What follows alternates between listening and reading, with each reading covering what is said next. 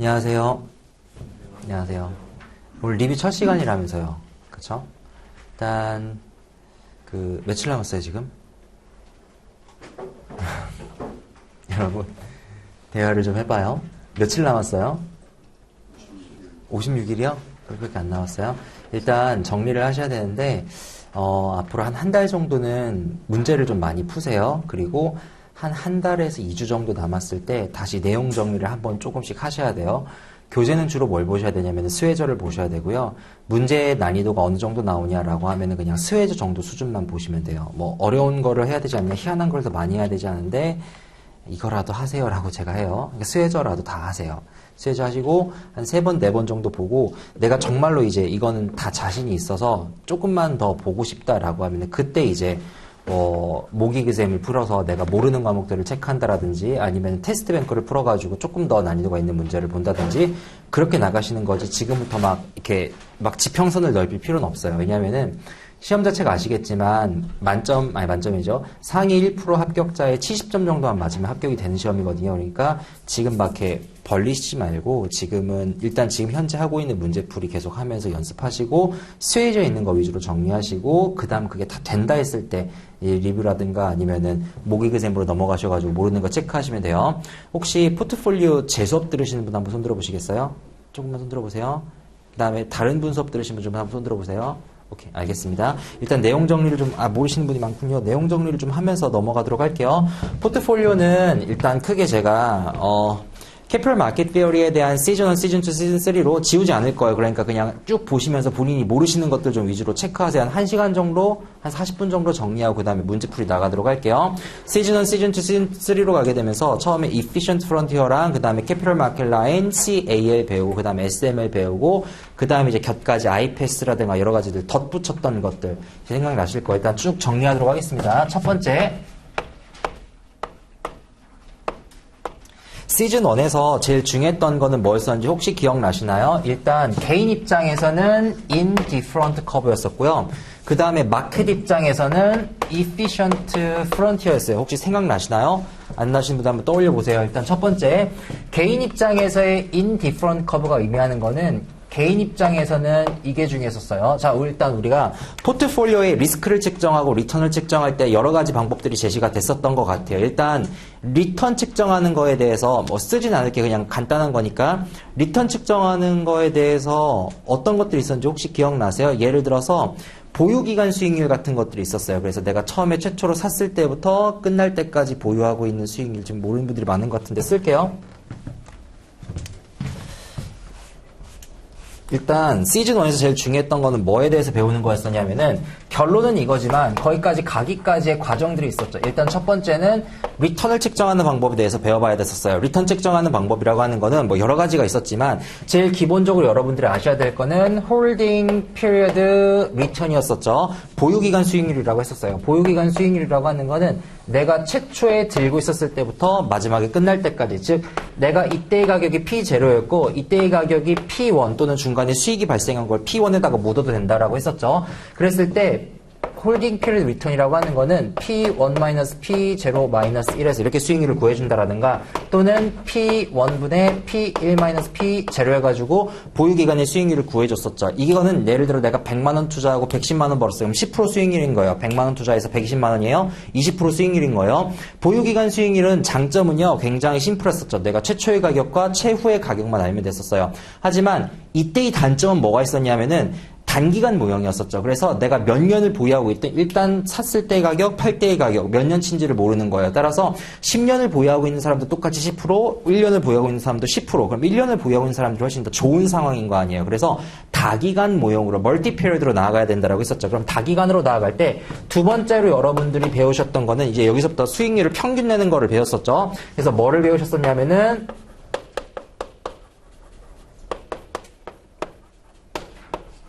arithmetic mean return, 산술 평균에 대해서 배워봤었죠. 그래서 예를 들어서 첫 번째 기간과 두 번째 기간의 수익률을 나눠가지고 예를 들어 이때의 수익률이 R1이고 이때의 수익률이 R2예요. 그러면은 10% 20%라고 하면 평균 수익률이 15%가 되는 거였었죠. 그래서 R1 더하기 R2 더하기 쭉 한 다음에 N으로 나눠주게 되면은 그 기간의 평균 수익률을 내줄 수가 있다라고 했었죠. 그런데 중요했었던 거는 산술 평균으로 계산을 하게 되면 수익률을 어떻게 측정한다라고 했었죠? 과대예요, 과소예요. 과대평가하죠. 그죠? 산술 평균으로 하게 되면 수익률을 과대평가한다라고 항상 했었어요. 그렇기 때문에 우리가 수익률을 측정해 줄 때는 기하 평균으로 측정해 줘야 된다라고 했었죠. 그래서 기하 평균으로 측정을 하려면은 세 번째는 이걸 우리가 뭐라고 했었냐면요. 지오메트릭 민 리턴이라고 했었죠.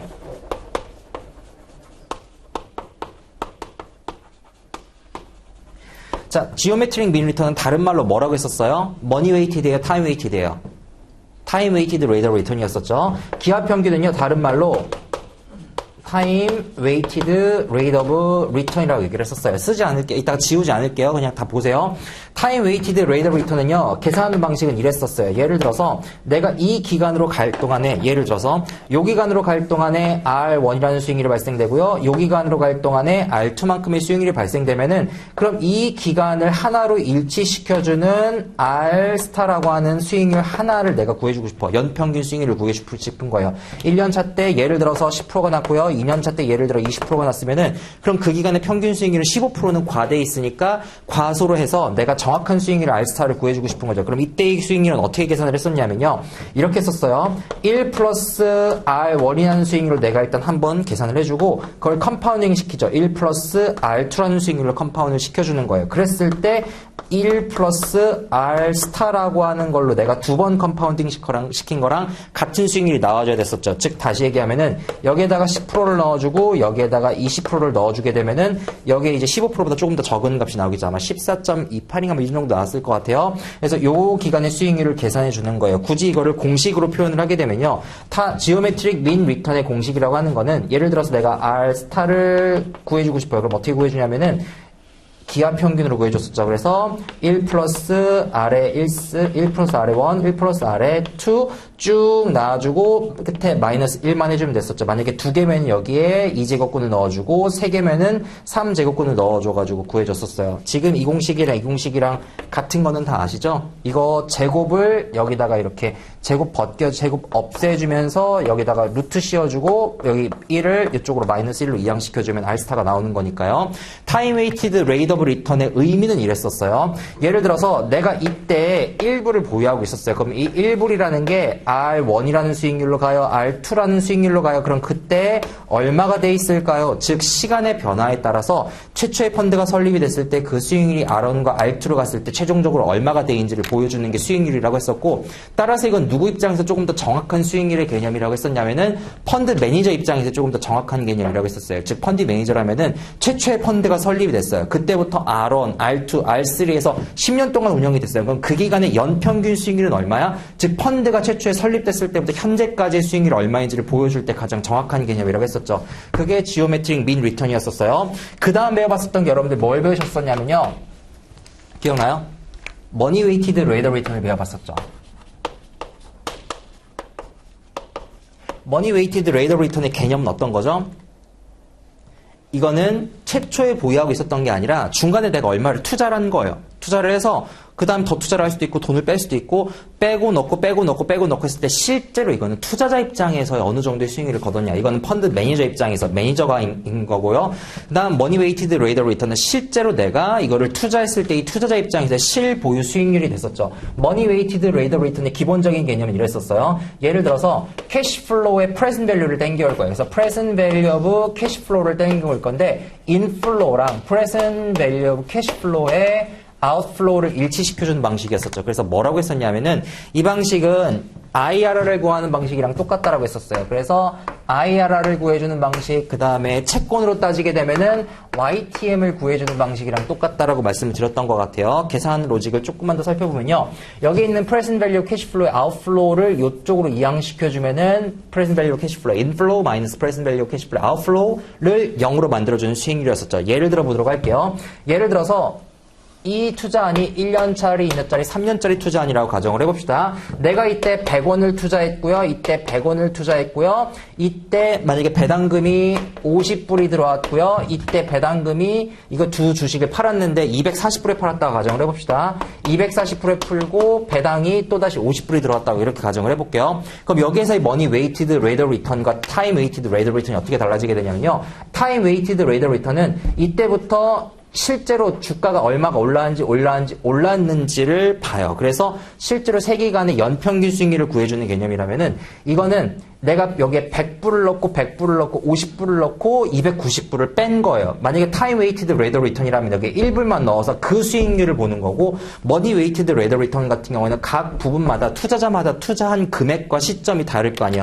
이 기간의 수익률을 일치시켜주는 거죠. 따라서 이거 같은 경우에는 이렇게 구해줬었죠. 예를 들어서 내가 100불이니까 마이너스 100불은 제로 시점이니까 현재 가치가 될 거고요. 플러스 마이너스 100불은 1 플러스 R이라는 수익률로 한 번 할인해 올 거예요. 그죠? 현재 가치로 당겨야 되니까 플러스 50불 같은 경우에는 1 플러스 R의 제곱승으로 할인해 올 거예요. 플러스 290불은 1 플러스 R의 3승으로 할인해 올 거예요. 이거를 0으로 만들어주는 수익률을 우리가 시행착오법으로 계산해 준다라고 했었죠. 계산기로 이거 구하실 수 있어야 돼요. 코퍼레이트 파이낸스에서 배우셨죠. 그래서 캐시플로우의 제로에다가 마이너스 100, 캐시플로우 1에다가 마이너스 100, 그 다음 2에다가 50, 3에다가 290 넣고서 컴퓨터에서 IR을 계산하는 거 혹시 기억 안 나시면 저한테 이따가 와서 말씀해 주세요. 어쨌든 중요했던 건 뭐냐면은 여기에 present value of cash flow에 outflow에는 마이너스 부호를 붙여줬었고요. present value of cash flow의 inflow 앞에는 플러스 부호를 붙여줬다는 것 정도만 보시면 되겠죠. 그 다음에 leverage return 같은 것들이라든가 아니면은 gross rate of return, net return 같은 것도 배웠었어요. leverage return 같은 경우는 내가 부채를 당겨서 수익률을 내는 거기 때문에 예를 들어 이 사업이 프로피터블하다고 생각을 해봅시다. 이 사업이 수익이 나는 사업이에요. 그러면은 내 돈만 쓰는 게 죄송합니다. 다시 할게요. 자, 이 사업이 수익이 나는 사업이라고 가정을 합시다. 옵션이 두 개가 있어요. 첫 번째는 부채를 당기는 거고요. 두 번째는 다른 사람이랑 동업하는 거예요. 어떤 게 더 낫다고 했었죠? 어떤 게 더 좋다고 했었죠? 수익률이 높다고 했었죠?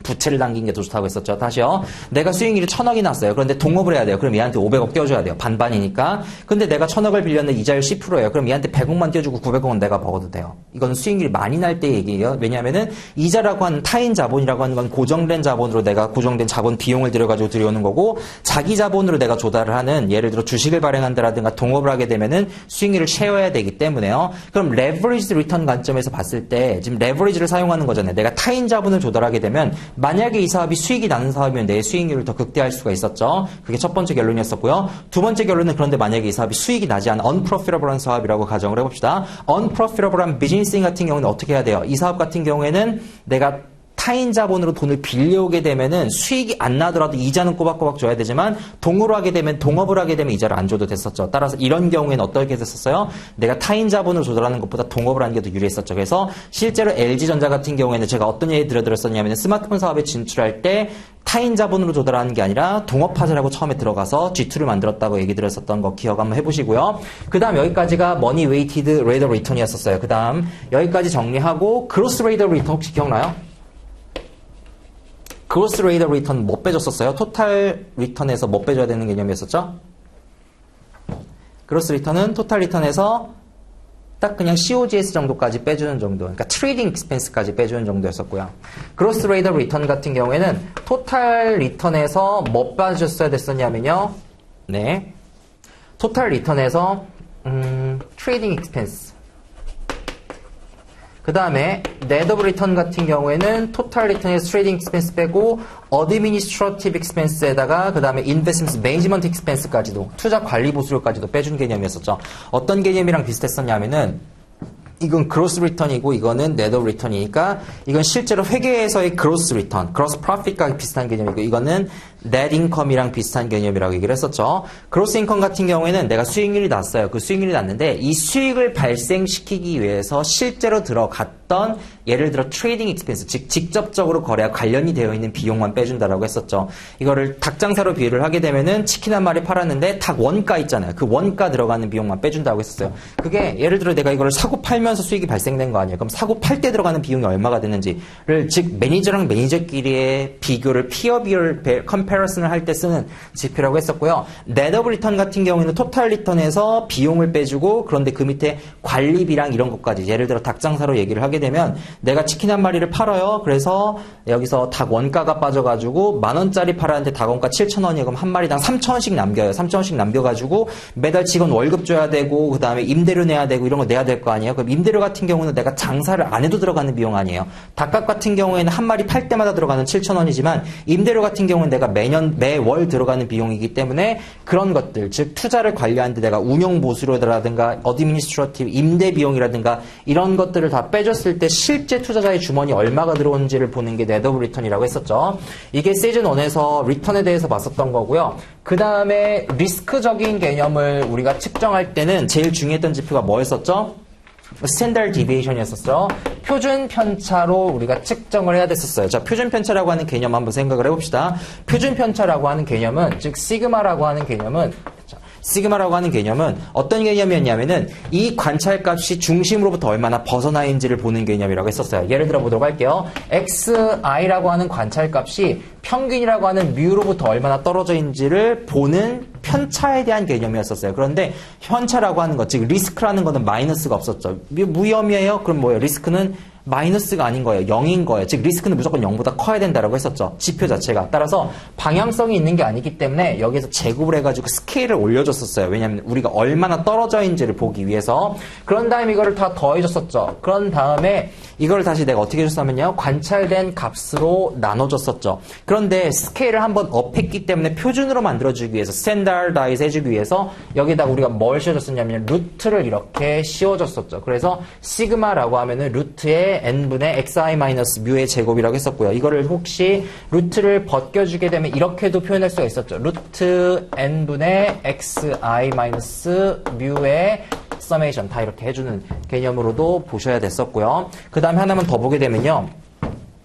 만약에 여기에서 샘플링을 한다라고 가정을 했을 때는 이 부호가 샘플링에 대한 s로 바뀌게 되고 루트 xi 이제는 표준이 x 바로 바뀌어야 되겠죠. 제곱해주고 n-1로 이렇게 바뀌어주게 되는 것 정도 보셨던 것 같아요. 그래서 리스크를 측정해주는 지표는 스탠다드 디비에이션과 그 다음에 표준 편차 이렇게 스탠다드 디비에이션, 표준 편차 둘 다 같은 말이죠. 이거는 모집단 파퓰레이션에 적용되는 말이고 이건 샘플링에 적용되는 말이고요. 리스크는 이렇게 측정을 했었고요. 두 집단이 같이 움직이는 개념에 대해서 봤었어요. 그래서 예를 들어 두 집단이 같이 움직이는 개념은 코베리언스 A, B로 측정을 했었죠. 공분산으로 측정을 했었어요. 코베리언스 A, B 같은 경우에는 공식 한번 생각을 해보세요. 어떻게 됐었냐면요. 코베리언스 A, B 같은 경우에는 기억나시나요? 코릴레이션 A, B 곱하기 시그마 A 곱하기 시그마 B라고 했었죠. 이때 이 코베런스가 의미하는 바는 뭐였었냐면은 혹시 뭐 잘못 제가 기호 쓰는 거 있으면 얘기 좀 해주세요. 스탠다드 디비에이션이라고 하는 거는 A라는 변수랑 B라는 변수가 얼마나 떨어져 있는지를 보는 개념이라고 했었어요. 그리고 여기 있는 코릴레이션은 A라는 변수랑 B라는 변수가 확률적으로 얼마나 같이 움직이는 모지를 보는 지표라고 했었죠. 따라서 여기 같은 경우에는 마이너스 1에서 플러스 1의 사이의 값을 갖는다라고 했었죠. 무슨 얘기냐? 예를 들어서 얘가 한 번 10% 움직일 때 얘는 한 번에 5%씩 움직여요. 그러면은 두 개의 변수는 곱해보면은 몇 프로로 한 번 움직일 때 어느 정도 움직이는지가 나오겠죠. 얘는 10%, 얘는 5%. 그런데 만약에 뭐 10% 하면 11%라고 가정합시다. 그냥 쉽게, 심플하게. 얘가 10%, 얘가 10% 움직여요. 그러면은 이렇게 되는 거예요. 두 개의 변수는 두 개의 변수가 한 번 움직일 때는 11% 정도의 효과를 내는 거예요. 그런데 중요한 거는 뭐냐면은 여기 이 코릴레이션 값이라고 하는 건 이러한 사건이 발생될 확률을 얘기를 했었죠. 그럼 이러한 사건이 발생될 확률까지 곱해주게 되면 두 개의 변수가 얼마나 같이 움직이는지를 보는 코베런스에 대한 개념이 나올 수가 있었고요. 그래서 이렇게 계산을 했었던 것까지 생각을 해보시고 그 다음에 굳이 이거를 식으로 쓰게 되면은 다시 한번 쓰게 되면요. xi-x 바 y 바에다가 이걸 다 서메이션으로 더해주게 되고 그 다음에 n-1로 나눠주게 되면 이렇게 루트를 씌워주게 되면은 이렇게 계산을 해준다고 했었죠. 이게 리스크에서 봤었던 코베런스에 대한 개념이었었고요. 중요했던 건 코릴레이션 보는 거에 대한 거였었고 코릴레이션 때문에 뭐가 발생된다라고 했었냐면 분산 효과가 발생된다라고 했었죠. 그 다음에 시그마 값이 갖는 의미에 대해서 한번 설명을 해드렸었는데 통계랑 한번 연결을 해서 보세요. 이 시그마라고 하는 값이 갖는 의미라고 하는 거는 시그마라고 하는 거는 이 변수가 한 번 움직일 때 이 정도 값으로 움직일 거라고 예상되는 거였었어요. 예를 들어 통계를 한번 보도록 할게요. 이렇게 정규분포가 있다라고 가정을 하게 되면은 우리가 통계 지금 배우셨으니까 다 아실 거예요. 예를 들어서 이 변수가 68.28의 확률로, 즉 여 안에 들어가 있는 컨피던스 인터벌이 68.28%의 확률로 움직인다라고 가정을 하게 되면은 이 각각의 변수 xi라고 하는 변수는 플러스 마이너스 몇 프로의 확률로 1 시그마로 이렇게 움직여야 68.28%로 움직일 수가 있었죠. 만약에 이 두 개의 변수가 예를 들어서 이렇게 조금 더 커져가지고 여기까지 조금 더 확장이 된 개념이라고 하면은 예를 들어서 95%의 확률로 움직인다라고 했을 때는 그때는 xi 플러스 마이너스 1.94였죠. 94 시그마 이렇게 움직인다라고 하는 개념이었었죠. 그래서 여기서 이 시그마라고 하는 거는 이 중심값으로부터 얼마나 편차가 떨어질 수 있는지에 대한 개념이라고 했었어요. 그 다음에 코리베이런스는 이렇게 정리하시면 되고 포트폴리오 관점으로 가도록 합시다. 세 번째는요. 포트폴리오의 관점에 대해서 배워봤었어요. 포트폴리오의 관점에서 즉 예를 들어서 내가 포트폴리오의 리턴을 측정한다라고 했을 때는 두 개의 포트폴리오에 적용이 됐던 웨이팅과 리턴 A 더하기 B라는 포트폴리오에 투자한 비중 곱하기 두 번째 포트폴리오에 적용된 수익률 B를 곱해줘야 됐었죠. 예를 들어서 A 자산 40% 투자했어요. 여기서 10%의 수익률을 났고요. 여기다가 60% 투자했어요. 여기다가는 5% 수익률을 났고 그러면 7%의 수익률이 난다라고 계산을 해줄 수가 있겠죠. 맞나요? 4%, 6%니까 4%, 3%니까 7% 맞죠? 7%의 수익률이 난다라고 계산해줄 수가 있겠죠. 그 다음에 중요했었던 거는 포트폴리오의 리스크를 측정해주는 공식이었었죠. 이거는 암기하라고 아마 다들 말씀해 주셨을 거예요. 포트폴리오 리스크를 측정해주는 공식은 어떻게 구했었냐면요. 이렇게 할게요.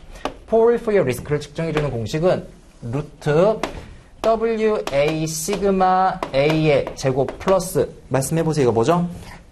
WB 시그마 B의 제곱 플러스 이 코베리언스 AB였었죠. 루트 여기까지 이어질 거고요. 그런데 코베리언스 AB는 이렇게 정리를 할 수가 있었잖아요. 따라서 포트폴리오의 리스크라고 하는 거는 다시 루트를 씌워줘가지고 WA 시그마 A의 제곱 플러스 WB 시그마 B의 제곱 플러스 그 다음에 코릴레이션 AB 죄송합니다. 여기 하나 빠뜨렸네요. WA, WB가 여기 빠졌네요.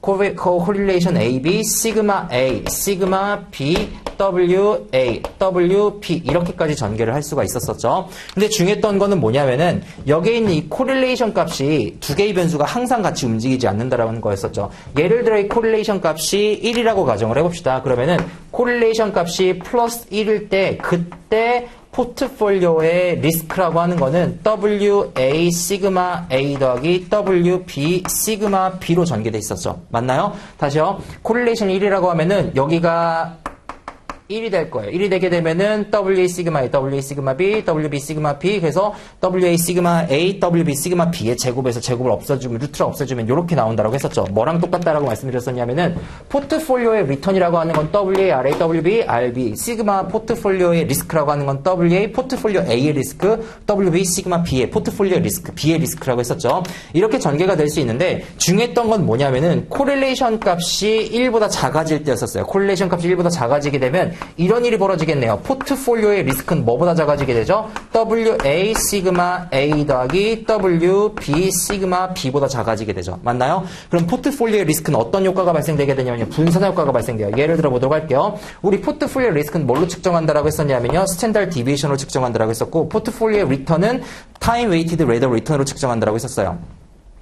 말이 좀 빨라요? 힘들어요? 따라오는데? 다시요. 좀 말이 빠르다 싶은 사람 좀 천천히 설명해 줬으면 좋겠다. 다 아신 내용이잖아요. 빨리 정리할게요.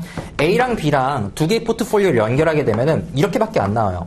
A라는 점은요. 이만큼의 리스크에 이만큼의 리턴이에요. B라는 요만큼의 리스크에 요만큼의 리턴이에요. 그럼 A에 100% 투자하면 여기, B에 100% 투자하면 여기, 중간에 투자하면 여기 정도가 되겠죠. 직선으로 왔다 갔다 할 거란 말이에요. 그런데 만약에 두 개의 변수가 코릴레이션이 1보다 작아지게 되면 어떤 일이 벌어지게 되냐면 왼쪽으로 벌지하게 되죠. 이렇게 왼쪽으로 움직이게 되는 거예요. 점점 작아져서 만약에 코릴레이션이 어떻게 되면 코릴레이션이 마이너스 1이 나오게 되면 어떤 일이 벌어지게 되냐면은 부호가 이렇게 바뀌게 되죠. 이렇게 쓸게요. 콜레이션 마이너스 1일 때 폴폴리오의 리스크는 WA 시그마 A 마이너스 WB 시그마 B가 되니까 웨이팅을 조절해가지고 내가 포트폴리오 리스크를 0까지도 만들어버릴 수가 있다고 했었어요. 즉 어디까지 붙을 수 있게 되냐면요. 이렇게까지도 붙을 수 있게 돼요. 그래서 웨이팅을 조절함으로써 포트폴리오의 리스크를 0으로까지 만들어주게 될 수 있는 분산 효과가 발생된다고 했었죠.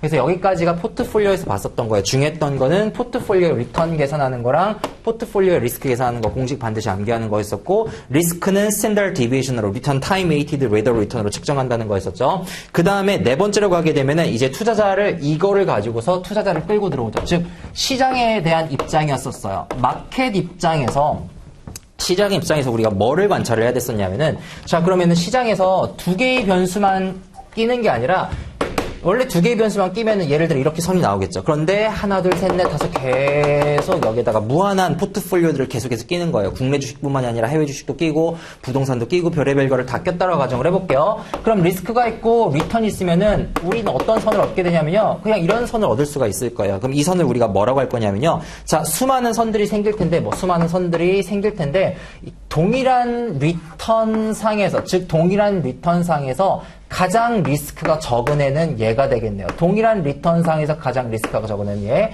동일한 리턴상에서 가장 리스크가 적은 애는 얘. 그러면은 여기 요 위에 있는 애들 즉 요 하나를 우리가 뭐라고 했었죠?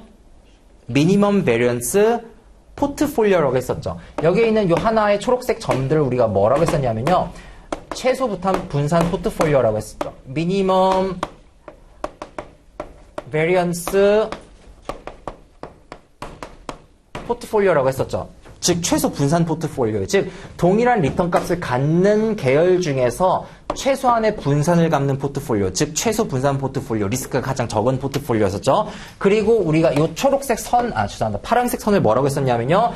미니멈 베리언스 프론티어라고 얘기를 했었죠. MBF라고 얘기를 했었죠. 그리고 그 중에서 전 세계에서 가장 작은 포트폴리오를 뭐를 가지고 있는? 리스크를 가지고 있는 요 포트폴리오 우리가 뭐라고 했었냐면요. 요거를 GMVP라고 했었어요. 글로벌 미니멈 베리언스 포트폴리오라고 해서 전 세계에서 가장 분산이 작은, 즉 전 세계에서 가장 리스크가 작은 포트폴리오. 그리고 요 위에 있는 선은 요 밑에 있는 선들보다 어떻게 썼어요? 우월했었죠. 따라서 GMVP 위에 있는 요만큼을 우리가 뭐라고 표현했었죠? efficient frontier라고 얘기를 했었죠. 효율적 시장선이라고 했었죠. 자, 그럼 efficient frontier를 우리가 다시 한번 그려볼게요.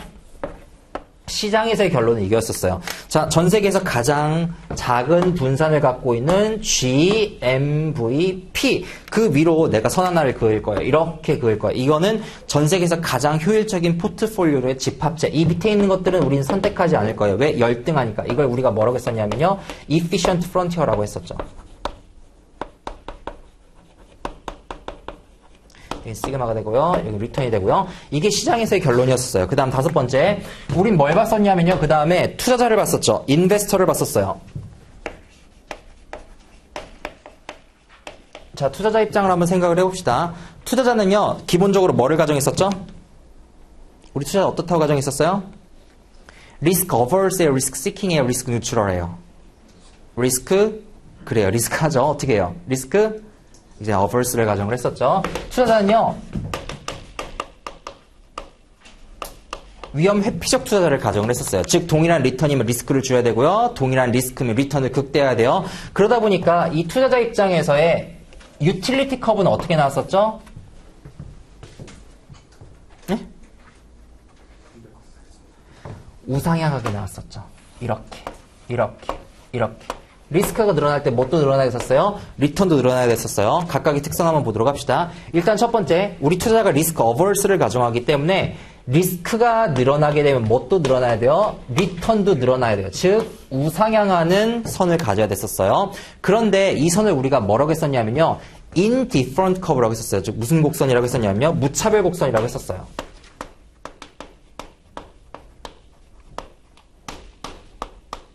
무슨 얘기냐? 투자자 입장에서 얻을 수 있는 효용이라고 하는 utility라고 하는 거의 함수, 즉 효용이라고 하는 거의 함수라고 하는 건 뭘로 결정이 됐었냐면요. 투자자의 효용이라고 하는 거는 뭐의 함수였었죠? 이렇게 쓰면 안 되는데 투자자의 효용이라고 하는 거는 뭐의 함수였었냐면요. 기억나요?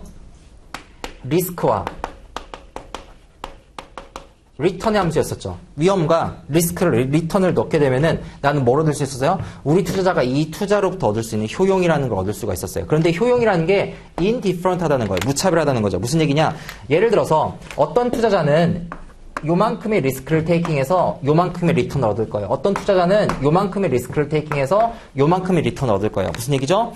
자기가 원하는 리스크를 테이킹해서 자기가 원하는 리턴을 얻을 수 있는 선택권이 우리에게 있는 거예요. 즉, 이 선상 위에 있는 투자자들에게는 뭐는 적어도 효용은 변하지 않는다는 거예요. 무차별하다라는 거죠. 어디서 선택을 하든 투자자의 효용은 변하지 않는다는 거예요. 그럼에도 불구하고 선으로 봤을 때 요선보다는 요선이 좋고 요선보다는 요선이 좋죠. 왜요? 조금 더 같은 리스크상에서 리턴을 높게 주니까, 더 높은 리턴을 주니까. 따라서 우리는 어떤 선을 더 좋아했었냐면요. 노스 웨스트에 있는 선을 더 좋아했었어요. 그게 세 번째 특질이었었죠. 그 다음에 네 번째, 선 자체가 어떻게 됐었냐면요. 이걸 컨벡스하다고 했었어요. 컨케이브하다고 했었어요. 컨하죠. 그래요. 어떻게 해요? 컨벡스하다고 했었죠. 밑에서 바라봤을 때 선 자체가 볼록하다라고 했었어요. 그게 의미하는 건 뭐였었냐면은 한 단위의 리스크를 테이킹했을 때 이만큼의 리턴만 주어져도 됐었어요. 초창기에는. 그래서 요만큼의 리턴만 주어져도 나는 그 리스크를 테이킹했어요. 그런데 계속 일하다 보면은 나중에는 돈이 너무 많이 벌게 되면은 많이 줘도 이제 주말에 일하기 싫은 거예요. 그래서 이만큼의 리스크를 테이킹할 때 더 많은 리턴을 주고 이만큼의 리스크를 할 때 더 많은 리턴을 줘야 된다고요. 즉 리턴이 점점 더 늘어나야지 한 단위의 리스크를 내가 테이킹해요. 뭐가 발생하죠? 경제학용어로 한계 효용의 체감이 발생하죠. 그래서 diminishing marginal utility가 발생한다고 했었죠.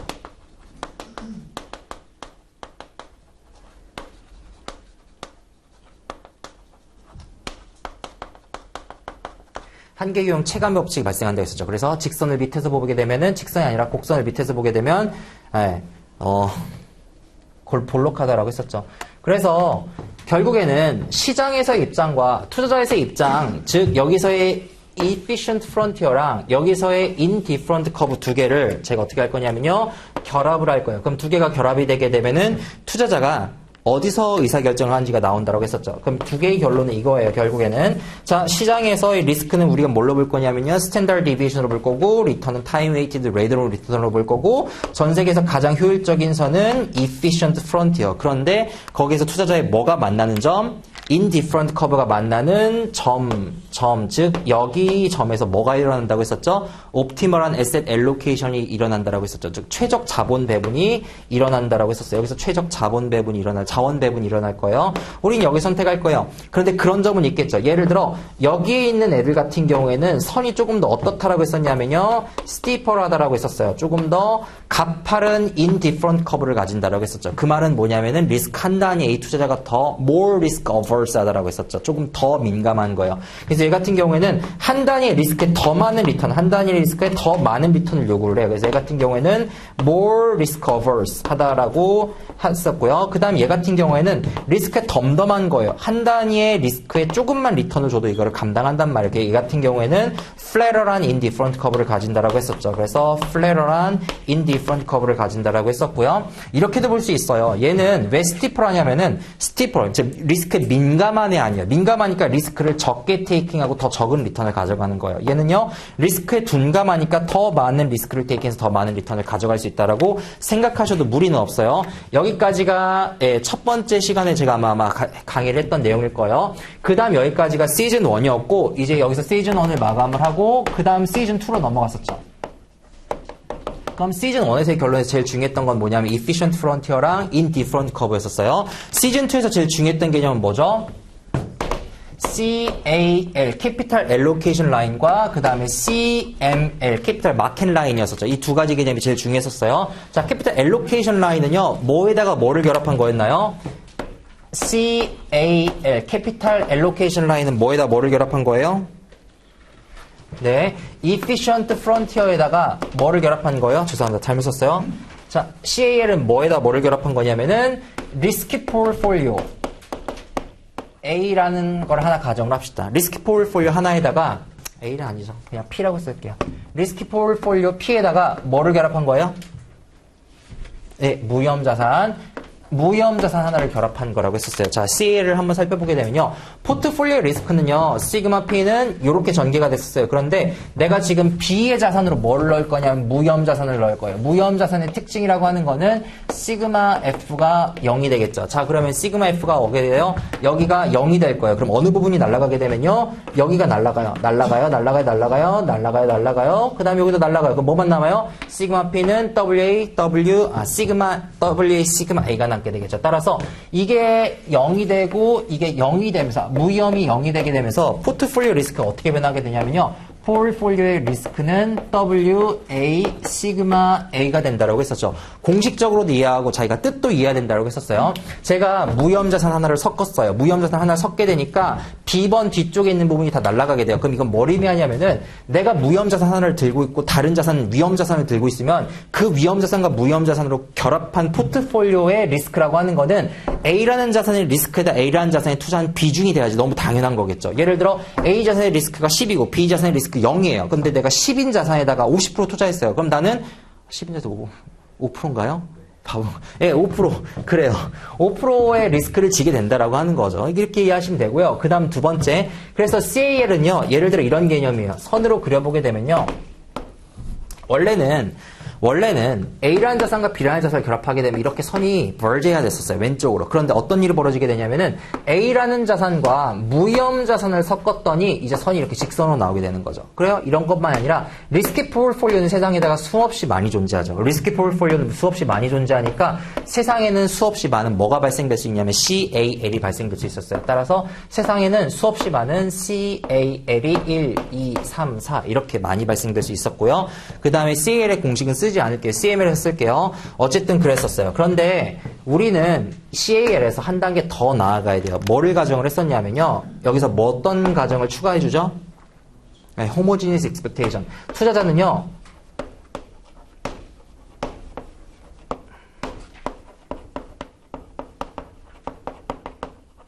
동질적 기대를 한다라고 가정해요. 왜? 모든 투자자들은 합리적이니까. 나도 합리적이고 너도 합리적이고 모든 투자자들은 동질적 기대를 할 거예요. 그래서 모든 투자자들이 똑같이 생각을 한다라고 가정을 하게 되면은 아마 세상에 있는 모든 CAL 중에서 가장 효율적인 선을 찾지 않을까요? 그럼 이런 일이 벌어지겠죠. 시장에서 가장 효율적인 선이라고 하는 건 우리가 알고 있는 거는 efficient frontier였어요. 그런데 이제 여기에다가 이건 다 리스크 포트폴리오로만 위험 자산으로만 구성이 된 거고 여기다 뭘 섞을 거냐면은 무위험 자산 포트폴리오를 하나 섞을 거예요. 그럼 우리가 자 여기 efficient frontier 위에 한 점에서 무위험 자산을 섞어요. 이렇게 한 점에서 무위험 자산 섞어요. 이렇게 쭉 가다 보면은 가장 효율적인 선이라고 하는 거는 efficient frontier랑 여기 있는 무위험 자산이 접해서 만나게 되는 그 접하는 점을 우리가 탄젠트하는 점이다라고 얘기를 했었고 지금 마지막으로 그린 이 초록색 선을 우리가 뭐라고 했었냐면요. CML이라고 했었죠. 이 탄젠트한 포트폴리오는 전 세계에서 존재하지 않는다라고 했었어요. 왜냐하면은 지금까지 얘기했던 모든 것들은 가장 이상적인 세계에서 발생되는 거니까요. efficient frontier라고 하는 건 실제 선이 존재하잖아. 이상 세계에서 있다고 가정할 뿐이에요. 그 이상 세계에 있는 선 하나랑 무위험 자산을 결합을 했더니 탄젠트하는 세상에서 가장 좋은 포트폴리오 이런 것들은 좋지 않죠. 만들어냈어요. 그럼 우리는 이 탄젠트한 포트폴리오를 뭐라고 가정하자? 마켓 포트폴리오로 가정하자. 이렇게 가정을 한 거였죠. 그럼 이 마켓 포트폴리오에 요 왼쪽에다가 투자를 하게 되면 자 그럼 시장 사람들이 전 세계에 있는 사람들이 모두 다 동질적 기대를 가정한다라고 하면은 요 밑에 있는 선에서는 택하지 않을 거 아니에요. 그럼 전 세계에 있는 모든 사람들은 무위험 자산과 이 마켓 포트폴리오 두 개로만 결합된 포트폴리오를 구성을 하겠네요. 따라서 여기에서 선택을 하게 되면은 탄젠트한, 즉 마켓 포트폴리오에 100% 투자한 거, 여기다가 투자를 하게 되면 무위험 자산에다가 100% 투자한 거, 여기다가 투자하면은 무위험 자산의 50%, 마켓 포트폴리오 50% 정도를 투자한 게 되겠죠. 그럼 우리가 요 안에서 투자를 하게 되면 이 포지션은 무슨 포지션이라고 했었죠? 뭐예요? 랜딩 포지션이죠. 즉 무위험 자산으로 돈을 빌려준 거예요. 그리고 마켓 포트폴리오에 투자를 한 거예요. 그 오른쪽으로 넘어가요. 그 오른쪽은 무슨 포지션이라고 했었죠? 마진, 버로잉 포트폴리오라고 했었죠. 여기 같은 경우에는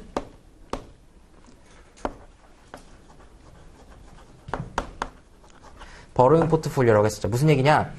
무위험자산으로 돈을 빌려가지고 마켓 포트폴리오에 110%, 120%, 130% 투자하는 거예요. 혹시 모르는 거 있으면 쉬는 시간에 질문해 주세요. 그렇게 된 거죠. 그리고 밑에는 선택 안 할 거니까. 괜찮아요? 그리고 굳이 이거를 공식으로 나타내게 되면은 여기가 마켓 포트폴리오잖아요. 그죠? 요 점이 나는 예를 들어 내가 이 점에서 요 점에서 선택을 한다고 합시다. 이 점에서 내가 포트폴리오를 구성을 했어요. 그럼 내가 구성한 포트폴리오의 리턴이라고 하는 거는 뭘 구해주는 거냐면 이 길이를 구해주는 거죠. 요 길이를 구해주는 거예요. 요 길이라고 하는 거는 이쪽에서 봤을 때 요만큼은 무위험자산의 수익률, 요만큼은 뭘로 구성이 되어 있어요?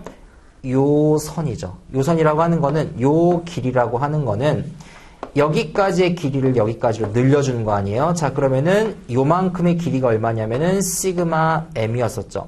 요만큼의 길이는 rm-rf가 됐겠죠. 그게 기울기예요. 그걸 어디까지? 여기 시그마 p까지 늘려준 개념이에요. 따라서 내가 요 길이를 구해주고 싶어요. 그러면은 무위험자산의 수익률 더하기 자, 이 선의 기울기 얼마예요? rm RF를 시그마 M으로 나눠준 거예요. 자, RM-RF를 시그마 M으로 나눠준 거예요. 그걸 어디까지 곱하는 거예요? 시그마 P까지 곱해주는 게 CML의 공식이었었죠. 그리고 중요했던 거는, 자, 요만큼을 우리가 뭐라고도 할 수 있었냐면요. 마켓 포트폴리오의 샤프 레이시오라고도 얘기를 할 수가 있었죠. 그죠? 그 다음에 이게 시즌 2였을 거예요. 시즌 3로 넘어가도록 합시다.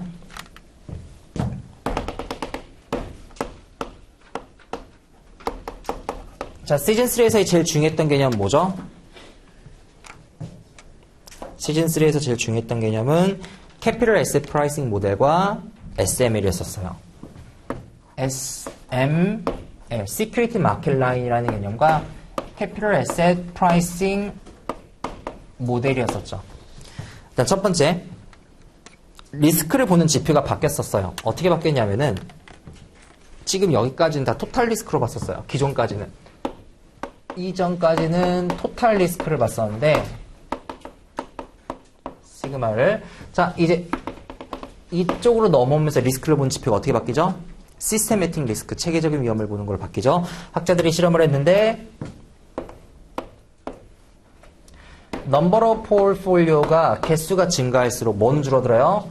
리스크는 줄어들더래요. 그런데 세상에 보니까 줄어드는 리스크가 있고 줄어들지도 않는 리스크가 있더래요. 그래서 여기 줄어드는 리스크를 우리가 뭐라고 했었죠?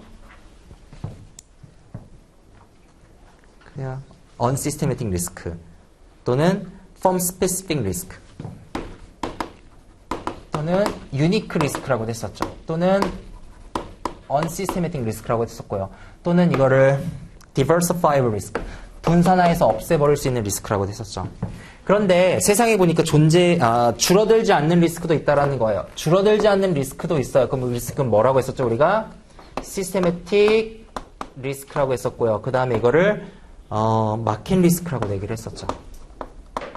그럼 어차피 우린 포트폴리오를 구성을 할 거니까 앞으로는 어차피 이건 우리가 분산해서 없애버릴 수가 있잖아. 그러면은 요 부분만 측정하면 되지 않을까? 따라서 시스테매틱 리스크에서 토탈 리스크에서 시스테매틱 리스크를 보는 개념으로 바뀐 거예요. 따라서 이 시스테매틱 리스크를 측정하는 새로운 지표를 만들어내야 됐었죠. 그게 뭐죠?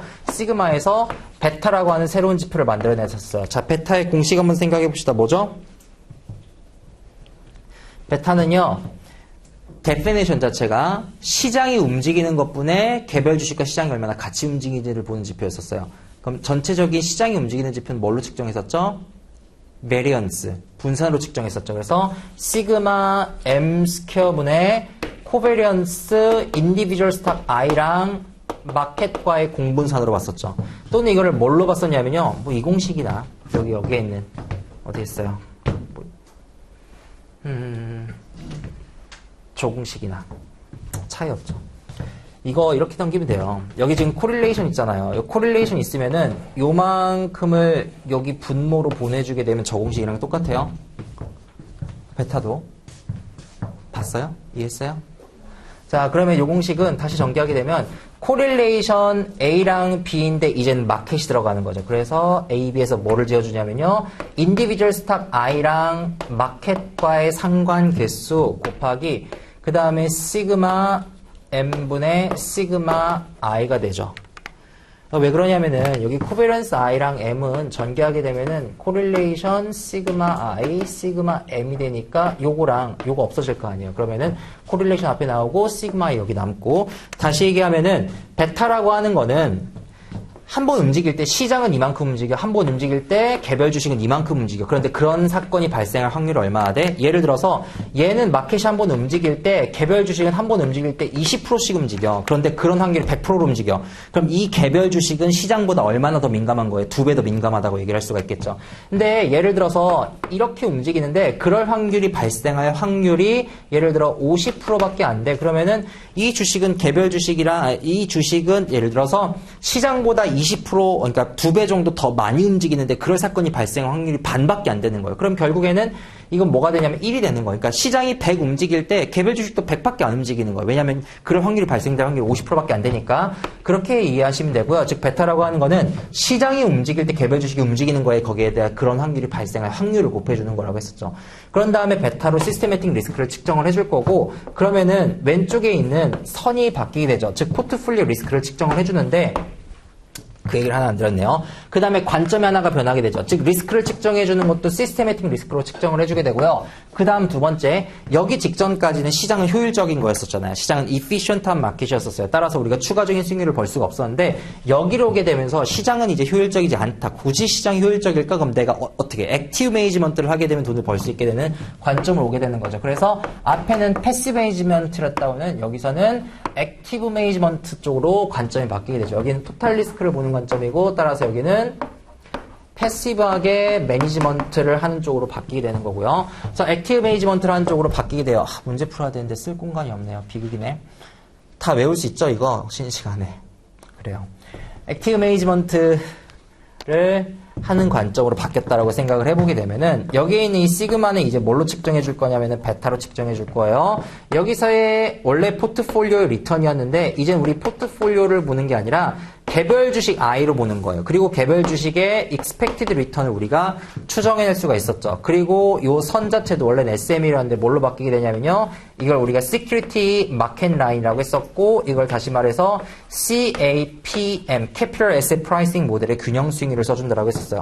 여기에 마켓 포트폴리오는 똑같이 있을 거고요. 그 다음에 마켓 포트폴리오의 베타라고 하면은 1이 됐었죠. 맞나요? 여기에 기울기는 얼마가 됐었냐면요. RM-RF가 됐었어요. 따라서 SML의 공식을 우리가 써보게 되면 Security Market Line의 개별적인 Individual Stock에 이건 expected rate of return도 되고 required rate of return도 됐었죠. 요구 수익률도 됐었어요.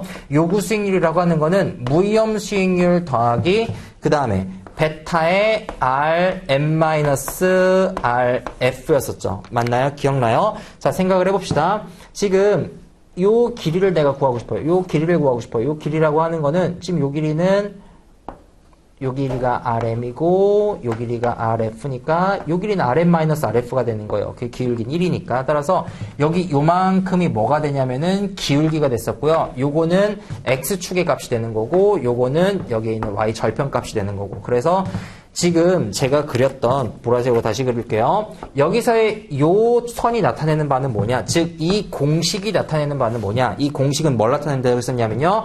균형 상세의 equilibrium rate of return을 나타낸다고 했었죠. 균형 수익률, 즉 required rate of return을 나타낸다고 했었어요. 무슨 얘기냐면 예를 들어서 지금 현재 시장 수익률이 10%고 그 다음 무위험자산 수익률이 2%고 이 주식은 시장보다 20% 정도 더 민감한 주식이라고 가정을 해봅시다. 그럼 우리 이렇게 생각을 하는 거예요.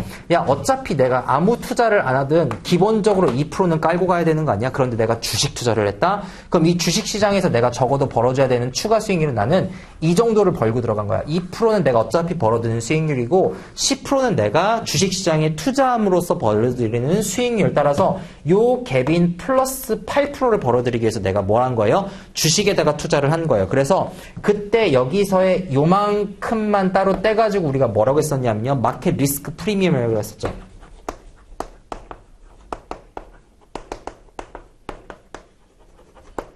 마켓 리스크 프리미엄이라고 하는 건 뭐냐면 내가 주식시장에다가 투자했을 때 추가적으로 얻는 게 있어야 될 거 아니에요. 그 얻는 게 얼마야? 8%야. 난 8%를 얻기 위해서 여기에 투자했어요. 그런데 내가 투자한 주식은 시장보다 20%가 더 민감해. 그러니까 나는 8%에서 9.6%까지. 그러니까 9.6%의 추가적인 수익률을 이 주식으로부터 적어도 기대하고 있어. 그리고 거기에 무염 수익률 2%를 더해주니까 여기서 나온 수익률은 뭐냐면은 적어도 주식시장이 합리적이고 효율적이고 모든 사람들이 똑같이 생각하고 주식시장이 효율적이다라고 가정을 하게 되면 적어도 8%, 9.6%, 11.6% 정도는 나는 이 주식에서 벌어줘야 되겠어. 즉 베타가 1.2니까 1.2라고 하면은 요 지점의 값이 얼마냐면 11.6% 정도가 적어도 나와줘야 돼. 나는 이렇게 생각해. 이건 투자자들이 요구하는 수익률이 되는 거예요. 근데 이 요구하는 수익률보다 만약에 수익률이 내가 예상하는 게 더 높다라고 하면은, 즉 내 expected rate of return이 더 높다라고 하면은, 즉 여기에 위치를 하게 될 거 아니에요. 그럼 이런 주식은 우리가 어떻게 해야 된다라고 했냐면요, 사야 된다라고 얘기를 했었죠. 그래서 이런 주식 같은 경우는 어떻게 밸류가 돼 있다라고 했냐면요, undervalue 돼 있다라고 얘기를 했었죠. 이 주식은 저평가돼 있다라고 얘기를 했었고요. 만약에 그렇지 않고 내가 예측하는 수익률이 여기에 위치를 하게 되면 이 주식 같은 경우에는 팔아야 된다라고 했었죠. 숏을 해야 된다라고 했었죠. 그래서 이 주식 같은 경우에는 overvalued 돼 있다라고 얘기를 했었고요. 거기까지 봤었던 것 같아요. 그쵸?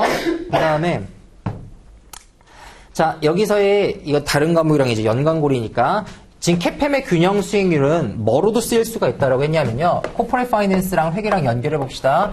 자, 예를 들어서 Weighted Average Cost of Capital 기억나나요? 네, 가중평균 자본비용. 가중평균 자본비용의 의미는 뭐였었어요? 가중평균 자본비용의 비용은 이 기업체가 자본을 조달하는데 썼었던 평균 자본비용이잖아요. 예를 들어 볼게요. 내가 부채로 40을 조달하고 주식으로 60을 조달했어요. 지금 제가 뭐 그린지는 알죠? 내가 부채로 40을 조달하고 라이애빌리티예요. 친절하게. 이건 에코티예요. 내가 40과 60을 이렇게 조달했다고 생각을 해봅시다. 그런데 시장의 이자율이 예를 들어 세후 이자율이라고 할게요. After tax cost of debt. 시장 이자율이 10%고 주식에서 요구하는 수익률이 20%. 여기서 20%가 아니죠. 여기서 11.6%네요. 다시 쓸게요. 숫자가 좀 깔끔하게 나오면 좋을 텐데 이걸 20%가 가정합시다. 자, 여기서 20%가 나왔어요.